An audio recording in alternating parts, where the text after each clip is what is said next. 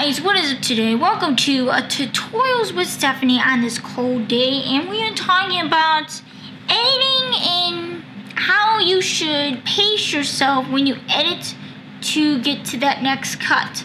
So I'm gonna work on my Valentine's Day video that I'm working on for all you guys out there that will be coming soon. So I'm gonna show you how I know how to pace myself when I edit. I edit a lot. I do this for a living, basically. I don't just do YouTube for a living. Most of my video content on here is on here, but I do most stuff as freelance. So, as my full-time job. So I'm going to show you how to actually pace yourself to edit and get to that next cut in less than seconds away. So, I'm going to show you how you can do that in Premiere. Adobe Premiere. I use Adobe Premiere a lot, and I like Adobe Premiere more than Final Cut Pro, okay?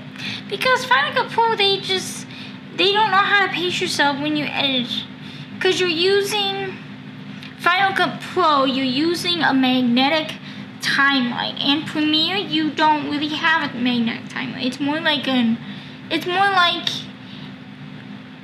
Avid. That's why I always, when I work in Premiere, I'm thinking myself, I feel like I'm working in Avid, because Avid and Adobe Premiere is almost about the same, because the way they're set up is layout is just like Avid. Because I myself started using Avid, so that's how I know, you know. So I'm going to show you how to actually do that in Premiere off my Valentine's Day video. I have a couple shots that I did from a previous tutorial, so that is on that one. That I'm gonna import into that. Nested files. I have used nested files, but when I use a nested file, I just create a sequence, and then I just put that on there, another sequence, and then I just add those and copy and paste that footage that I have into my project that I'm working on. So it's kind of simple that way because it's more easier. Final Cut Pro, they don't really have nested files or sequences to work on. So I'm just letting you guys know. Okay, so let's get started in Tutorials with Stephanie.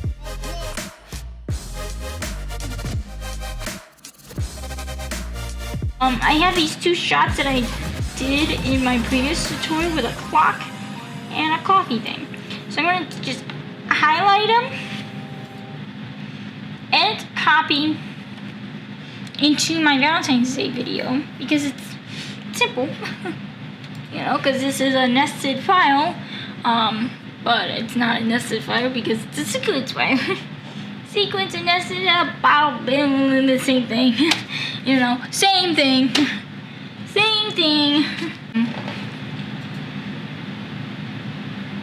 I'm going to take this into my Valentine's Day film that I'm working on right now. I've been working on it just a little bit.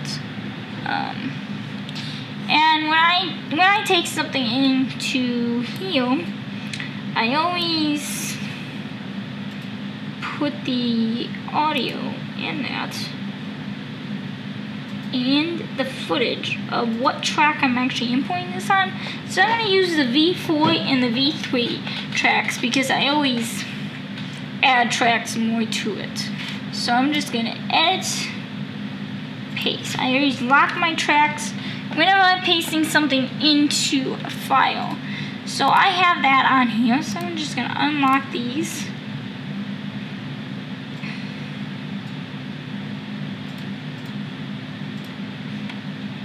And then I'm gonna just put these down. I was gonna use V3, but I might just use V2 and V3.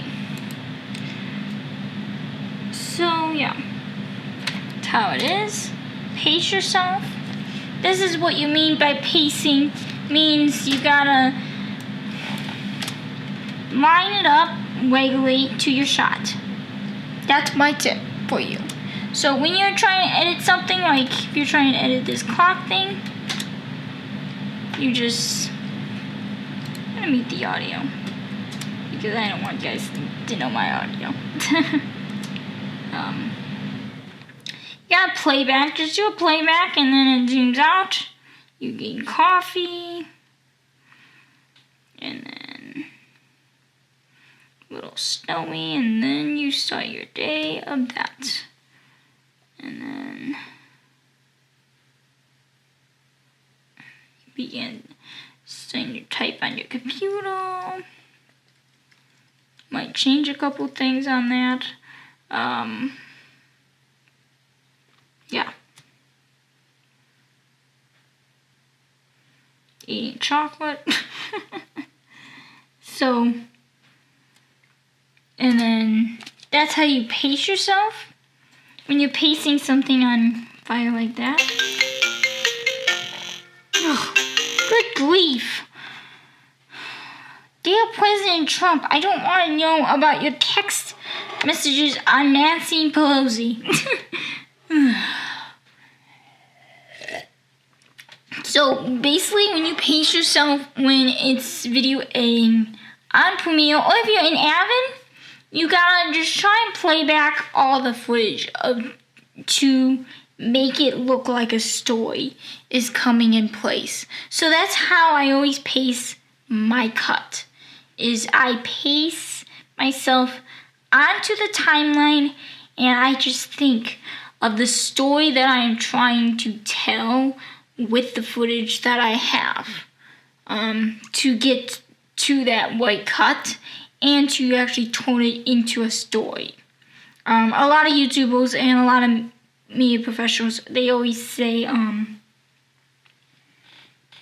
set up conflict and resolution, and that was from Casey Neistat.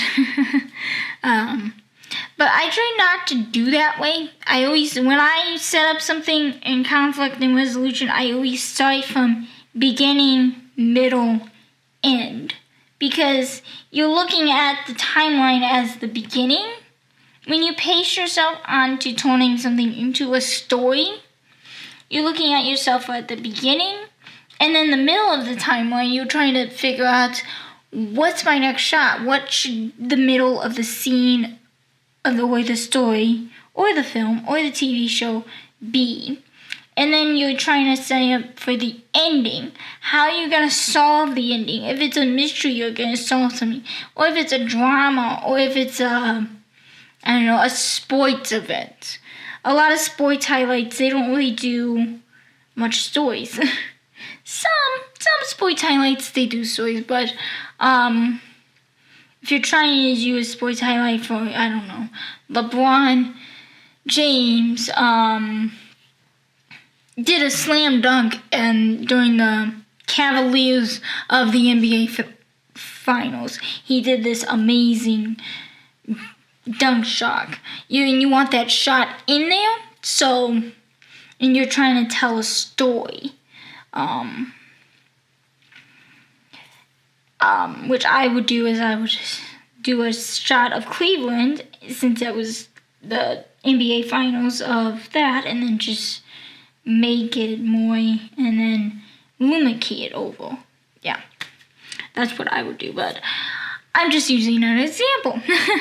So when you try and pace yourself onto the timeline, just make it from the beginning of the timeline, the middle, and then the end, to get to that white cut.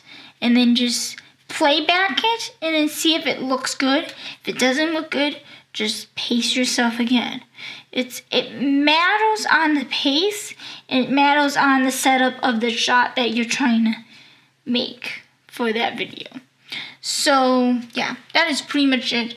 So this is a Tutorials with Stephanie on pacing to get to the white cut.